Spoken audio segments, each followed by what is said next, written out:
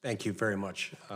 It's a pleasure to be here, and I appreciate you, Vice Chair Maloney, for putting together this hearing on this important topic. Today, federal data and surveys provide the American people with a lot of information, including some invaluable information about our society and our economy. But there are two key categories of information that are currently absent from our federal surveys, categories that I'd like to highlight a little bit during today's hearing. First, our federal surveys, and in particular the American Community Survey, or ACS, and Current Population Survey, or CPS, fail to include information about past involvement with the criminal justice system. In other words, they do not tell us whether someone has been convicted of a crime, or has been put on probation or on parole, or whether they've been incarcerated at some point during their lives.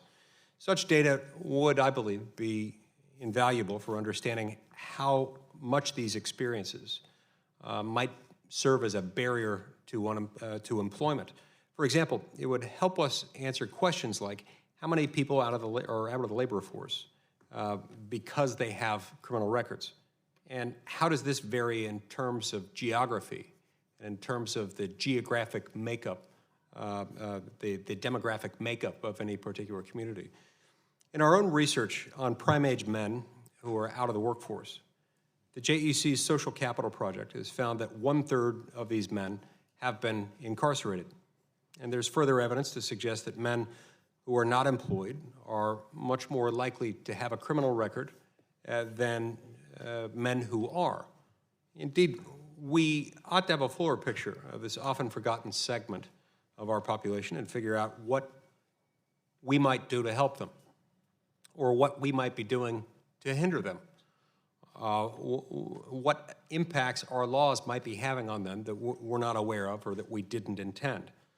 Our goal should be to make sure that our criminal justice system is in fact just, that the punishment fits the crime and the criminal, being neither too lenient nor too harsh, and to help these men and women re-enter society and become productive members of their families and of their communities. That's precisely why I've worked with many of my colleagues on legislation to this end, legislation like the First Step Act, which was signed into law by the President after being passed by both houses of Congress in December, and which included some much-needed sentencing and prison reforms.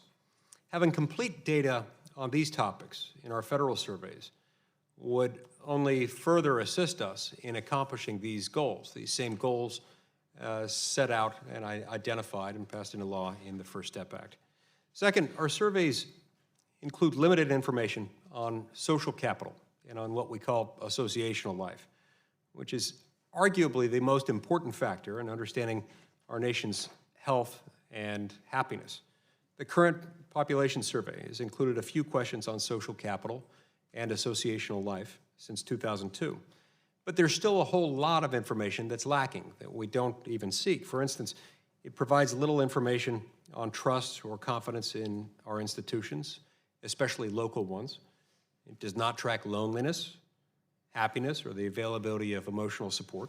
And it does not include information on the availability of public amenities like libraries, parks, and playgrounds, which have been shown to have a high correlation with things like community involvement. The CPS could, and I believe should, provide more information on the social integration that takes place between families, among friends, neighbors, congregants, and coworkers.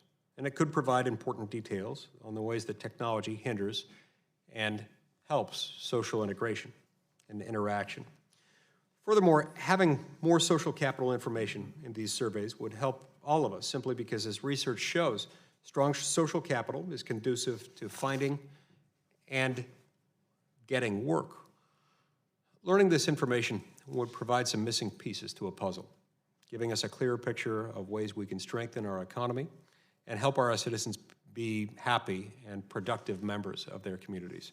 So I look forward to hearing our testimony from these witnesses today, and grateful that you'd be willing to join us. Thank you, Vice Chair. Thank you.